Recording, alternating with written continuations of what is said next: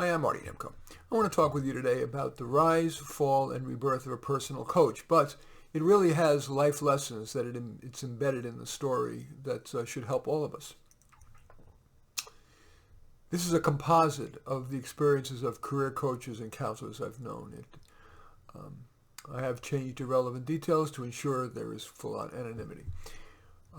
Robin graduated from San Francisco State University with a degree in English literature and had no idea what she wanted to do for a career, or even whether deep down she wanted much of a career. But rather than she doing life, or her doing life, life did her. Her friend had signed up for a personal coaching, a career coaching and personal life coaching training course, and so Robin did too. Much of that training focused on how to market a private practice, since most career coaches, personal coaches, are in private practice.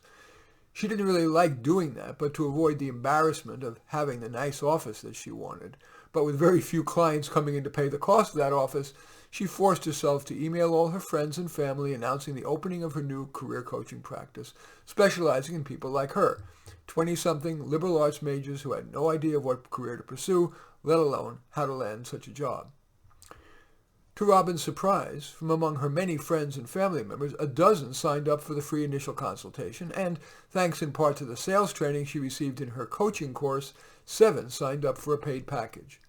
Excited, Robin super prepared for each session, and with her winsome personality and the sessions being fun, almost like a conversation between friends, her clients were satisfied and recommended Robin to her friends. Alas, they made those referrals before reaching the work's denouement.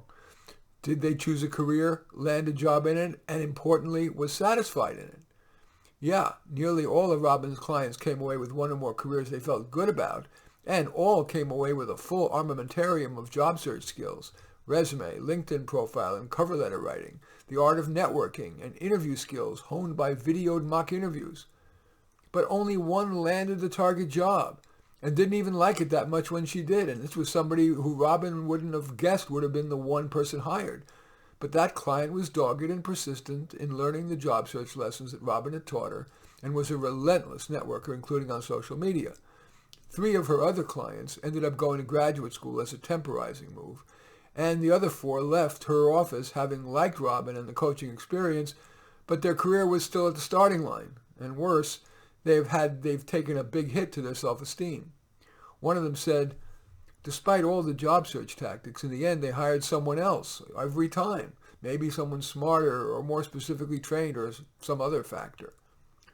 Robin had one would-be career changer, but that client ended up choosing to stay in her current career even though she was unhappy in it.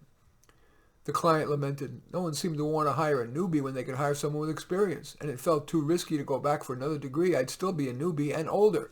Would an employer hire me after all that time and cost of going back to school?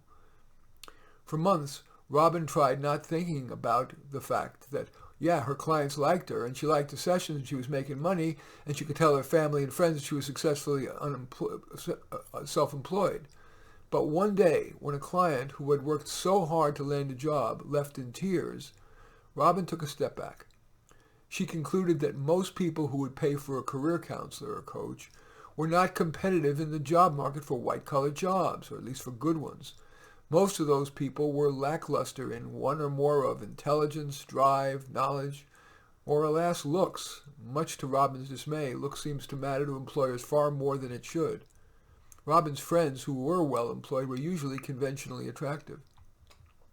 Most bothering to Robin, she had started out merely advising her clients on the keys to a good resume and LinkedIn profile, but as the clients were having trouble landing a job, Robin took to actually writing the resume, LinkedIn profile, and cover letter, which she now felt guilty about. She thought, it's no better than a parent writing a child's college admission essay. And she was thinking about, am I being fair? She's now talking to herself. Am I being fair in taking money from clients that I'm not confident could land a white-collar job? Am I being fair in coaching middle-class people on how to do a great job search when, if the client was successful, the client might get a job over a more qualified person who hadn't the money to hire a hired gun, or who ethically simply didn't feel it was right to make him or herself be a better candidate, appear to be a better candidate than he or she in fact was. So Robin slowed and eventually stopped marketing. And within a few months, her practice was moribund, whereupon she decided, over her husband's objections, to be a full-time stay-at-home mom. When Robin's kids reached 12 and 10, she found it hard to justify being a full-time stay-at-home parent. It was hard to justify to her husband, to her friends, and to herself. Besides, she was getting bored, so she decided to resurrect her practice. But this time, she decided to focus on helping stay-at-home moms to live richer lives, but not through employment. She figured that would be easier than getting employers to pay her clients. And she was right. She helped her clients clarify their relationship goals, whether they wanted kids, what they would do as a creative outlet, and in volunteering.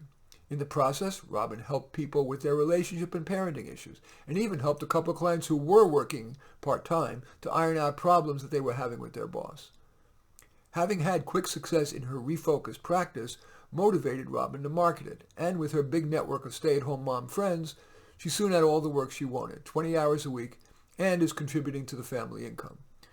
As important, Robin feels that her new focus imposed none of the ethical compromises in her career coaching practice.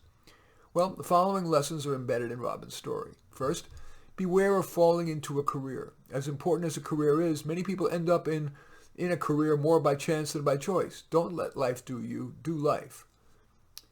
Fear of embarrassment is a common motivator. How might you use that to motivate you to do something you should do but have been procrastinating? For example, we're entering tax filing season. Imagine how embarrassed you'd be if you failed to file timely and had to tell your family that you had to pay a stiff penalty.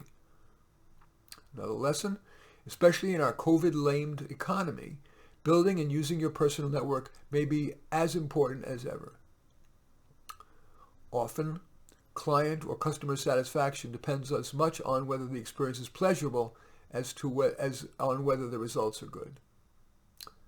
Changing careers is more difficult than some media portrayals suggest.